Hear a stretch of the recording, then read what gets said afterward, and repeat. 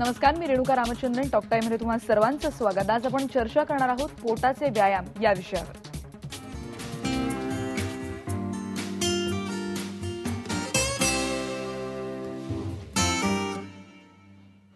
सध्याच्या लाईफस्टाईलमध्ये आपण बघतोय की पोटाचा घेर वाढत चाललेला असतो, पण त्याच्यावर नक्की कोणते व्यायाम करायला पाहिजे त्याच्याविषयी आपल्याला माहिती कमी असते आणि करण्यासाठी वेळ नसतो. पण योगाच्या माध्यमातून पोटाचे कोणकोणते व्यायाम आपल्याला करता येतील याविषयी मार्गदर्शन आपण करून घेणार आहोत. आपल्याकडे ज्येष्ठ योगतज्ञ प्रियमदा वाघमारे आल्यात. मॅडम, तुमचं स्टुडिओमध्ये खूप खूप स्वागत आणि तुमच्या प्रश्नांची आम्ही वाट बघतो आहोत.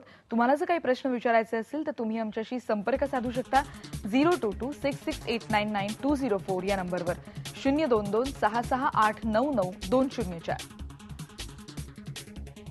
आपण चर्चेला सुरुवात करूयात. मॅडम, योगाचं आपण बघतोय की खूप जाणून घ्यायची इच्छा असते, पण पोटाचे व्यायाम करायच्या आधी एखाद्या व्यक्तींनी काय काय गोष्टी पहिले लक्षात ठेवायला पाहिजेत सुरू करण्याच्या आधी व्यायाम? योगामध्ये आम्ही मानतो की prevention is better than cure. आसनं करून व्यायाम करण्याच्या आधी एक गोष्ट लक्षात ठेवली पाहिजे की जितकं मिताहारी राहू आपण तितकी आपल्याला कमी विकृती होईल. त्याच्यामुळे जेवणा खाण्याच्या वेळा नीट पाळणं खूप जरुरी आहे. सकाळचा जो नाश्ता आहे तो व्यवस्थित पाहिजे. त्याच्यानंतर 4 तासाची अवधी जाऊन लंच, त्याच्यानंतर 4 तासानंतर चहा नाश्ता आणि रात्रीचं जेवण अगदी हलकं आणि 8च्या आधी. हे खूप जरुरी आहे. आणि ज्या लोकांना काही बाकीचे विकार असतात त्यांनी थोडं थोडं जेवण काहीतरी जेवावं 2-2 तासाच्या अवधीमध्ये, पण जास्ती जेवू नये. आणि सूर्यास्तानंतर खास करून अगदी कमी जेवावं, कारण जास्ती विकार आणि पोट वाढणं हे जे आहे हे रात्रीच्या जेवणामुळे होतं, कारण अन्नपचन नीट होऊ शकत नाही रात्रीच्या जेवणानंतर. बरोबर, अगदी बरोबर मुद्दा आहे खरं तर की जैन बांधवांसारखं आपण सूर्यास्तापूर्वी जेवलं पाहिजे, पण आत्ताच्या लाईफस्टाईलमध्ये शक्य नाहीये ते. आपण बघतो की रात्री 9-9:30 आणि त्याच्या पुढे खरं तर मुंबईकरांची लाईफस्टाईल किंवा एकूण कोणाची सुरू होत असते. मग अशा वेळेला काय केलं पाहिजे? अशा वेळेला एवढं केलं पाहिजे की आपण ऑफिसमधून निघताना काहीतरी एक हेवी स्नॅक घेऊ शकतो, इडली सांबार वगैरे काहीतरी, आणि घरी आल्यानंतर 9 वाजता फळं आणि गाईचं दूध वगैरे असं काहीतरी हलकं घेऊ शकतो. ऍक्च्युली आपल्याकडे ही फार वाईट समजूत आहे की काम करणारा पुरुष रात्री घरी येतो मग त्याला व्यवस्थित गरम जेवण देणं, पण ऍक्च्युली रात्रीच्या वेळेला अन्नपचन नीट होत नाही. त्याच्यामुळे रात्री पोटाला ओव्हरलोड करणं अजिबात वाईट गोष्ट आहे ती. बरं, आपल्याला पहिला फोन आहे. बाबा काशीनाथ आपल्याला प्रश्न विचारत आहेत पुण्याहून. विचारा. हॅलो मॅडम, माझा हा प्रश्न आहे. माझं वजन पोट कमी होतं, कधी कधी कमी होतं, कधी होत नाही, पण जेवण केलं का थोडं जर केलं तरी पोट भरल्यासारखं वाटतं. काय करायला पाहिजे मॅडम? तुम्ही तुमच्या नेहमीच्या डॉक्टरांकडून सल्ला घेऊ शकता की तुम्हाला ऍसिडिटी आणि गॅस रिटेन्शनची टेंडन्सी आहे का. तर ही गोष्ट असेल तर तुम्हाला रात्रीचं जेवण मी सांगितल्याप्रमाणे अगदी हलकं घेतलं पाहिजे. दुसरी गोष्ट, जेवण झाल्या तुम्ही 10 मिनिटं वज्रासन पोज मध्ये बसू शकता. योगामधलं वज्रासन हॉर्स पोज जे आहे त्याच्यात बसू शकता. आणि दुसरं म्हणजे जेवण झाल्यानंतर 10 मिनिटं गरम पाण्याच्या थैलीनी पोटाला शेक करू शकता, ज्यांनी रक्तस्राव नीट होऊन लवकर अन्नपचन व्हायला मदत होईल. बरं, जसं मॅडम तुम्ही म्हणालात की योगाच्या माध्यमातून आपल्याला खूप काही पद्धती आणि प्रकार आपल्याला माहिती आहेत, पण आसनांचे खूप वेगवेगळे प्रकार आहेत, खास करून बसून आहे, झोपून करण्याचे आणि उभे राहून. त्याच्याविषयी मला जाणून घ्यायला आवडेल. पहिली गोष्ट म्हणजे आसनांचे विविध प्रकार आहेत, पण सगळ्यात सोपं आणि चांगली आसनं पोटाच्या विकाराकरता आणि पोटाच्या रुंदी कमी करण्याकरता आहे. एक पवन मुक्तासन म्हणून आहे, त्याच्यात 4-5 प्रकार आहेत. ते पूर्ण सगळे प्रकार मनुष्य करू शकतो. पण एक गोष्ट लक्षात घेतली पाहिजे की ह्या माणसाला पाठीचे विकार, हृदयाचे विकार आणि रक्तदाब नसला पाहिजे, कारण मग श्वासोश्वासाची पद्धती वेगळी असते. त्याच्यामुळे एक निष्णात योग तज्ञाकडूनच हे प्रकार शिकावे. दुसरं आसन आहे यष्टिक आसन. हे पण अगदी सरळसोट आसन आहे, जिथे हात पाय स्ट्रेच केले जातात. ते पण अतिशय उत्कृष्ट आहे पोटाच्या विकारांकरता. आपल्याला अनिता नखाते प्रश्न विचारतात औरंगाबादहून. विचारा अनिता. नमस्कार madam, good afternoon. Good afternoon. मी मिसेस नखाते बोलते औरंगाबादहून. माझं वय 42 वर्ष आहे. 2 माझे मेजर सीझर झालेले आहेत. तर आता मला पोटासाठी काय व्यायाम, माझं थोडंसं तब्येतीच्या मानाने पोट जास्त आहे, तर स्टिचेस ते आधी असल्यामुळे मी कोणता योगा आणि प्राणायाम करावं याच्यासाठी मला कृपया मार्गदर्शन करा. मॅडम, पोटाचे स्नायू प्रेग्नन्सी नंतर ढिले पडतात आणि ते ढिले स्नायू जर ताणायचे असतील तर पाय जमिनीपासून उंच करण्याचे बरेचसे व्यायाम आहेत, तर ते व्यायाम त्या करू शकतात. पाठीचे विकार नसले तर पाठ व्यवस्थित सपोर्ट जमिनीचा घेऊन श्वास घेऊन एक पाय वर करायचा, थोडा वेळ धरायचा आणि थोड्या वेळाने श्वास सोडून हळूच खाली घ्यायच्या. असे बरेच व्यायाम आहेत पाय वर करण्याचे. आणि योगामध्ये दिलेले व्यायाम जे आहेत ते हस्तपद अंगुष्ठासनची सगळे जे व्हेरिएशन्स आहेत ते आपण ते करू शकतात. पण अगेन योग निष्णात टीचर कडून शिकणं खूप जरुरी आहे. बरोबर, योग्य मार्गदर्शकाचा सल्ला आवश्यक तर ते जे सगळे ढिले मसल पडलेत ते घट्ट होऊ शकतात. आपल्याला मंजिरी हरदास प्रश्न विचारत आहे डोंबिवलीहून. विचारा मंजिरी. हॅलो. हा हॅलो. हा मंजिरी, प्रश्न विचारा. हा, माझा प्रश्न आहे मॅडम की आता जे तुम्ही सांगितलं सीझर नंतर जे झालेलं आहे त्याच्याबद्दल तुम्ही आहाराबद्दल काही सांगू शकाल का मला? पर्टिक्युलर कुठला आहार घेता येईल? आहारावर काही नियंत्रण नाही. तुम्हाला बाकीचं काही रोग नसतील तर आहारावर काहीच नियंत्रण नाहीयेत. पण हेच माझं म्हणणं आहे की सूर्यास्तानंतर कमी खावं. पोट म्हणजे काय असतं, एक इलास्टिक बॅग असते, त्याच्यामध्ये तुम्ही जितकं घालाल तितकी त्याची रुंदी वाढू शकते. तर तुम्ही मित आहार सुरू केलात तर ते हळूच श्रिंक होऊन कमी साईज त्याचा होऊ शकतो. पण सात्विक भोजनावरती जास्ती जोर दिला पाहिजे. दूध, दही, दुधाचे प्रकार आणि भाज्या आणि फळं जी सीझनल आहेत, म्हणजे आजकाल काय कुठच्याही सीझन मध्ये काहीही मिळतं. दुसरी गोष्ट, बाहेर खाणं पिणं कमी करा. तळकट, तेलकट, तुपकट कमी करा आणि सात्विक आहारावर जास्ती जोर द्या. आपल्याला जालिंदर चौरे प्रश्न विचारतात पुण्याहून. विचारा. हॅलो. हा मॅडम थोडं. हॅलो.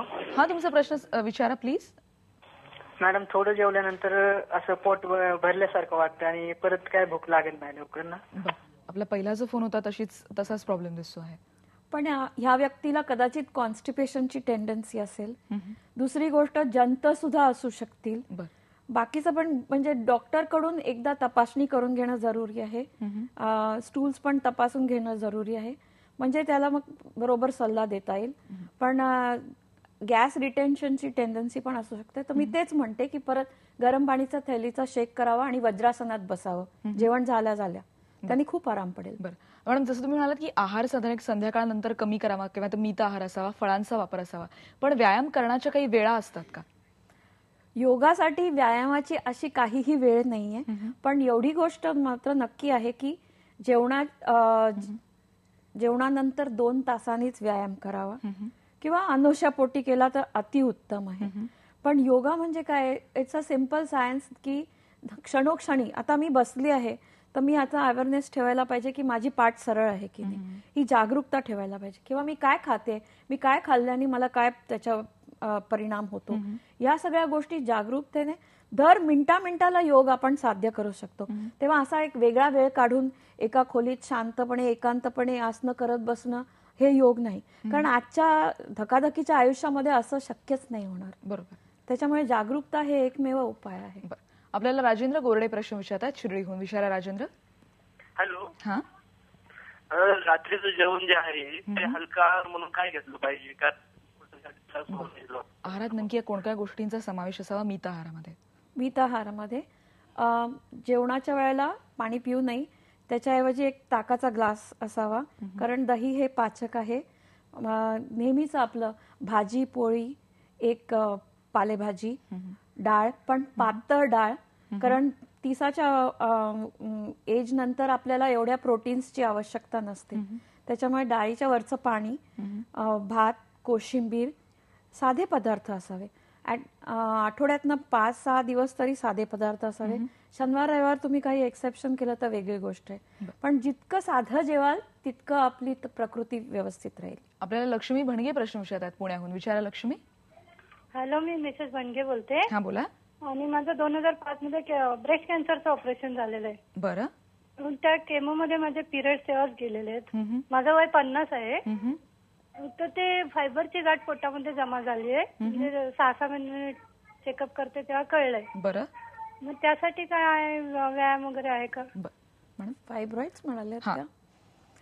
आता ही एक स्पेसिफिक गोष्ट आहे. तेव्हा त्यांचे जे सर्जन म्हणतील तेच त्यांनी रेकमेंड करावं. पण योगामधले जे प्राणायामचे पद्धती आहेत आणि जे रिलॅक्सेशनच्या टेक्निक्स आहेत त्यांनी ह्यांना निश्चित आराम वाटेल. पण मगाशी एक प्रश्न असा होता की सिझरियन म्हणजे पोस्ट प्रेग्नन्सी प्रश्न होता, पण ड्युरिंग प्रेग्नन्सी तुम्ही व्यायाम करू शकता का? हो, मी तुम्हाला जसं त्या पुस्तकात दाखवलं की प्रेग्नन्सीच्या आधीच आपण स्नायूंना जर ताण देऊन सचोट केलं तर पुष्कळ मदत होऊ शकते. कारण प्रेग्नन्सी नंतर स्नायू खूप डिले पडतात आणि मग त्यांना पूर्ववत आणणं खूप कठीण असतं. पण प्रेग्नन्सीच्या आधीपासून जर स्ट्रेचिंग सुरू केलं तर स्नायू जर तेव्हाच स्ट्रॉंग झाले तर प्रेग्नन्सी नंतर लगेच आपण परत आसनं करून स्नायूंची जी टेनॅसिटी आहे ती न जाऊ देता त्यांना स्ट्रॉंग बनवू शकतो. बरं, आपल्याला केतन मटंगे प्रश्न विचारतात पुण्याहून. विचारा केतन. हा, नमस्कार. नमस्कार. मी पुण्याहून बोलतोय. माझं वय 20 वर्ष आहे. बरं. आणि माझी बाकी बिल्ड तशी फिट आहे. मी फक्त जे पोट आहे ते माझं जास्त सुटलं. माझ्या हाताच्या बाजूचं जे आहे ते जास्त दिसतं. तर मी काय करावं? मी यांना विचारू इच्छिते की बियर वगैरे पित नाहीयेत ना, कारण या वयामध्ये बियर बेली होण्याची खूप शक्यता असते. It's very bad for the system. आणि 20च वर्षाचे आहेत, त्याच्यामुळे कुठचीही आसनं ते अगदी व्यवस्थित करू शकतात. पश्चिमोत्तानासन, भुजंग आसन, सर्पासन, धनुर्वक्रासन, नंतर हे आपलं बोट पोज जी आहे ती करू शकतात. आणि जसं मी पहिल्यांदा सांगितलं होतं यष्टिकासन, पर्वतासन, सगळी आसनं पद्मासनात बसून पुढे वाकण्याची वगैरे करू शकतात. त्यांनी त्यांचं पोट निश्चित रूपे आत जाऊ शकतं. बरं मॅडम, या सगळ्या झाल्या तुम्ही आसनांच्या गोष्टी सांगितल्यात, पण अगदी बेसिक लेवलवर जेव्हा मला अगदी योगासनं शिकायची आहेत किंवा योगा जेव्हा सुरू करायचं आहे तेव्हा कोणत्या बॉडी पोश्चरसाठी कोणत्या गोष्टी आपण लक्षात ठेवायला पाहिजेत? की या पोझिशनमध्ये असताना जसं तुम्ही म्हणाल की पाठ सरळ असली पाहिजे, आणखीन काय गोष्टी लक्षात ठेवायला पाहिजेत? एक गोष्ट आपण लक्षात ठेवली पाहिजे की आपलं डायजेशन कसं आहे ते आपल्या तळपायाला आपल्याला हात लावून कळेल. तळपाय जर थंड असतील तर त्या दिवशी आपलं डायजेशन नीट नाही. तेव्हा तळपाय नेहमी गरम ठेवण्याची दक्षता घेतली पाहिजे, कारण सगळे नर्व एंडिंग्स तळपायावरती आहेत. तर कधीही स्लिपर्स घालून घरी चालणं किंवा तळपाय वॉर्म ठेवणं हे खूप चांगलं. दुसरी गोष्ट, कुठच्या जेवणाचा काय परिणाम आपल्यावर होतो ते आपणच ठरवू शकतो. तेव्हा आपल्याला जागरूक राहणं खूप जरुरी आहे. आणि कधी जर वेळी अवेळी जेवण झालं तर गरम पाण्याच्या थैलीचा शेक करणं जरुरी आहे. आणि आसनं म्हणजे केवळ पर्याय नाही. आपण जर आपल्या जिभेवर कंट्रोल ठेवला आणि प्रत्येक गोष्टीच्या आहारी नाही गेलो तर पुष्कळ विकृतींपासून आपल्याला सुटकारा मिळू शकतो. ओके ओके, चालेल. आपण तुमच्या असेच प्रश्नांची वाट बघतोय. ब्रेकला जाण्याआधी पुन्हा एकदा आमचा नंबर लिहून घ्या. 0226689920 022 66899204 या नंबरवर तुमच्या प्रश्नांची वाट बघतोय.